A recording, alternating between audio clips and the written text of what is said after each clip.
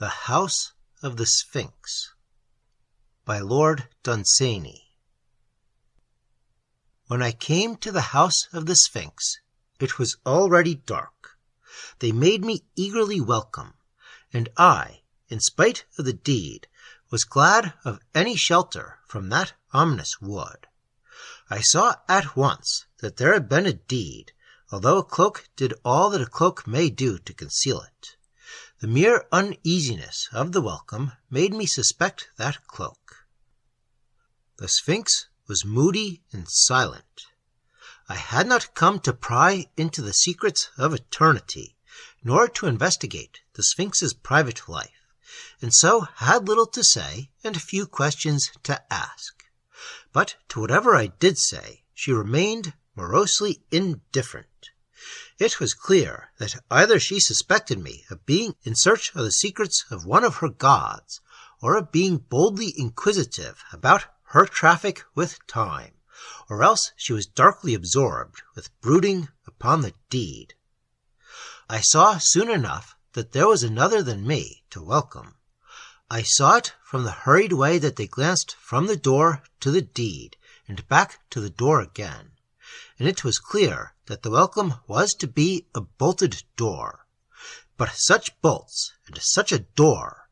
Rust and decay and fungus had been there far too long, and it was not a barrier any longer that would keep out even a determined wolf. And it seemed to be something worse than a wolf that they feared.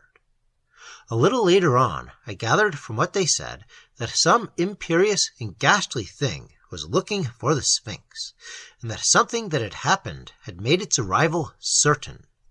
It appeared that they had slapped the Sphinx to vex her out of her apathy, in order that she should pray to one of her gods, whom she had littered in the house of time. But her moody silence was invincible, and her apathy oriental, ever since the deed had happened. And when they found that they could not make her pray, there was nothing for them to do but to pay little useless attentions to the rusty lock of the door, and to look at the deed and wonder, and even pretend to hope, and to say that after all it might not bring that destined thing from the forest which no one named. It may be said I had chosen a gruesome house, but not if I had described the forest from which I came, and I was in need of any spot wherein I could rest my mind from the thought of it. I wondered very much what thing would come from the forest on account of the deed, and having seen that forest, as you, gentle reader, have not, I had the advantage of knowing that anything might come. It was useless to ask the Sphinx. She seldom reveals things, like her paramour Time.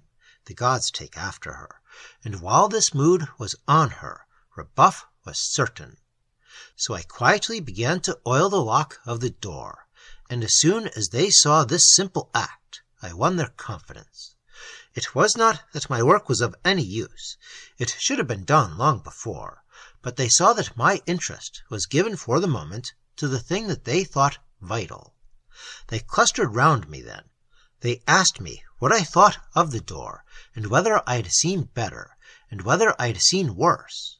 And I told them all about the doors I knew, and said that the doors of the baptistry in Florence were better doors, and the doors made by a certain firm of builders in London were worse. And then I asked them what it was that was coming after the Sphinx because of the deed. And at first they would not say, and I stopped oiling the door. And then they said it was the Arch-Inquisitor of the forest, who is investigator and avenger of all Sylvestrian things.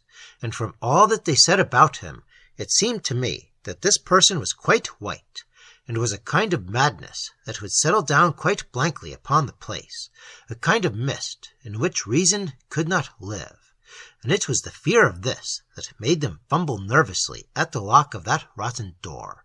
But with the Sphinx, it was not so much fear as sheer prophecy. The hope that they tried to hope was well enough in its way, but I did not share it. It was clear that the thing that they feared was the corollary of the deed. One saw that more by the resignation upon the face of the Sphinx than by their sorry anxiety for the door.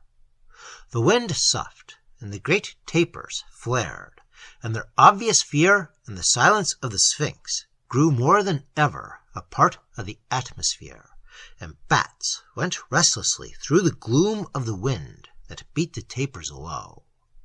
Then a few things screamed far off, then a little nearer, and something was coming towards us, laughing hideously.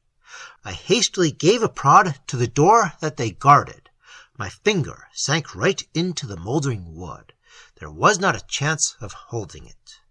I had not leisure to observe their fright. I thought of the back door, for the forest was better than this. Only the Sphinx was absolutely calm. Her prophecy was made, and she seemed to have seen her doom, so that no new thing could perturb her. But by moldering rungs of ladders as old as man, by slippery edges of the dreaded abyss, with an ominous dizziness about my heart and a feeling of horror in the soles of my feet, I clambered from tower to tower till I found the door that I sought, and it opened onto one of the upper branches of a huge and somber pine, down which I climbed onto the floor of the forest, and I was glad to be back again in the forest from which I had fled. And the Sphinx in her menaced house, I know not how she fared, whether she gazes forever disconsolate at the deed, remembering only in her smitten mind, at which little boys now leer, that she once knew well those things at which man stands aghast, or whether in the end she crept away, and clambering horribly from abyss to abyss, came at last to higher things, and is wise and eternal still. For who knows of madness, whether it is divine or whether it be of the